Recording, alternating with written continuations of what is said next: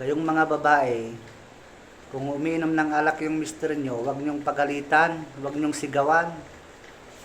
Kasi kaya iinom ng alak yan, pangpatanggal lang yan ng pagod niya. Maghapong nagtatrabaho sa kalagitnaan ng init. Tapos sisigawan mo, kawawa naman. Magandang gawin mo, bumili ka ng 2 2x2. Luto mo siya ng pulutan. Yan, painom mo sa kanya para ayos naman siya. Tapos bantayan mo lang siya. Huwag mong hayaang lumabas pa, baka pumunta pa ng beer house. Mambababae pa. Bantayan mo lang, tapos pag naubos na niya yung 2 2x2, lalapit yan sa'yo.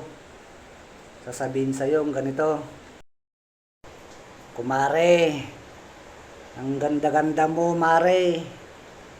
Mas maganda ka pa sa asawa ko, kumare. Ang baho pa ng utot ng asawa ko, kumare. Love na love kita, mare. Palik nga."